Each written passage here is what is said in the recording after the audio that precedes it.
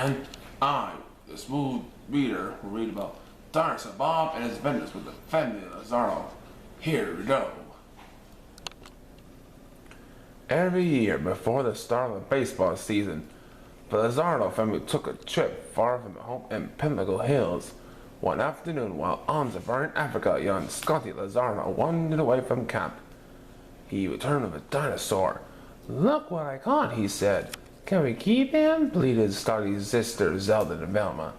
"I don't see why not," said Dr. Lazardo. "He looks kind of like my Uncle Bob," said Miss Lazardo. Jumbo the bodyguard said nothing. Scotty patted the dinosaur on the nose. "Bob?" he tried. The dinosaur smiled and wagged his giant tail, so they named him Bob. With Bob along, safari life was fun. Swimming in the mornings, games of baseball in afternoons, and songs by the campfire before bed. When it came time to start for home, the Lazardos couldn't stand the thought of leaving Bob behind. "Would you like to come home with us, Bob?" asked Dr. Lazardo. "We'd love to have you," said Mrs. Lazardo. "You could play baseball for our home team, the Pinnacle Pirates," cried Scotty, Zelda, and Velma. Bob smiled again and wagged his giant tail. Their journey back was grand. When the safari came to the banks of the river Nile, Dr. Lazardo said, "Let's go sailing." So they made Bob into a ship and steered him down the river. But they couldn't sail Bob all the way home to Pinnacle Hills, so Dr. Lazardo put passes on the luxury liner. "Bob took us down the Nile in style," reasoned the doctor.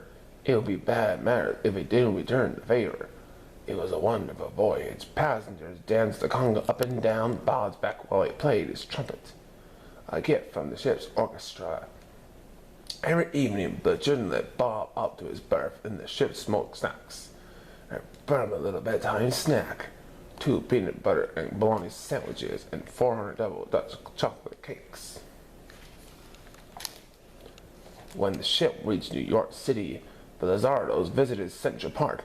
After a light snack of 750 hot dogs, they caught a train to Pimlico Hills. It was Bob's first train ride. Reporters flocked to the Lazardo house in Pimlico Hills. "Bob was scared of burglars," Dr. Lazardo told them. "And he could blow a mean trumpet," said Zelda. "He could dance too," said Velma and Miss Lazardo at the same time. "And he could play baseball," shouted Scotty. Jumbo said nothing. The photographer's cameras flashed. "Lengthy lizards landed Lazardos.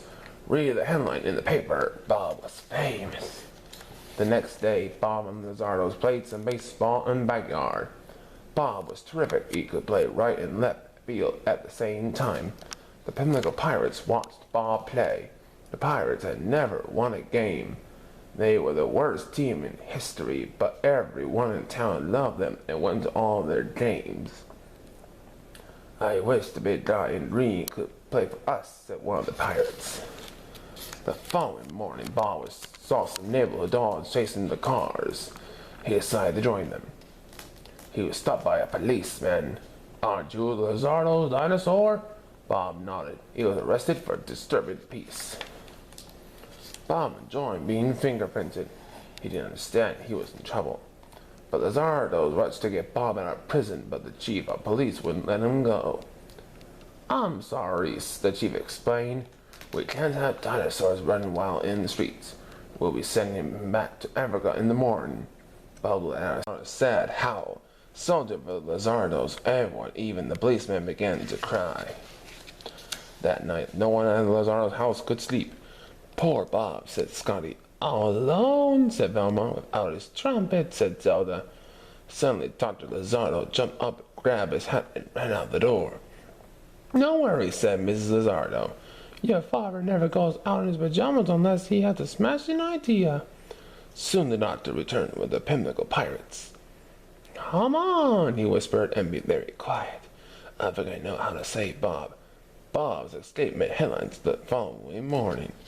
Lazardos and Lizard on the Lamb comes confused.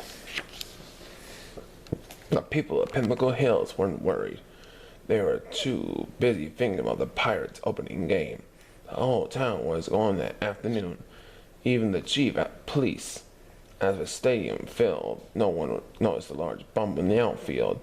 The team began to run out onto the baseball diamond as the announcer called their names.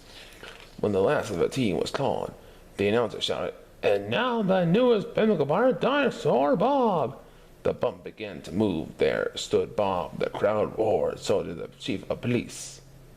Bob smiled his big dinosaur grin, and the game began. The game was close. The Lazardos cheered Bob from their dugout and gave him the water between innings the Pirates were playing between than they ever had. They needed just one run to win the game when Dinosaur Bob stepped up to bat. He swung with all his might. Crack! The ball went up and up, clear out of the stadium and out of sight. Bob rounded the bases in 3 great strides and taught his nose to home plate. The Pinnacle Pirates had won the game. The Lazardos rushed onto the field and hugged Bob, and the crowd cheered Bob all the way to the Lazardos. The chief of police cheered the loudest. Bob was a hero. That evening, Bob and Lazardo celebrated by having a cookout in the backyard. After dinner, Jumbo brought out the musical instruments, Scotty on bongos, Bob on trumpet, and everyone else on kazoos. "Here's to Bob," said Dr. and Mrs. Lazardo. "The best ball player," said Velma. "The best pal," said Zella. "And the best dinosaur a family ever had," shouted Scotty. Jumbo smiled, and they all sang and danced late into the summer night. The end. Well, I hope you like this cool dino book, because it's so dynamite. Now I'm going to be out of sight. Stay cool.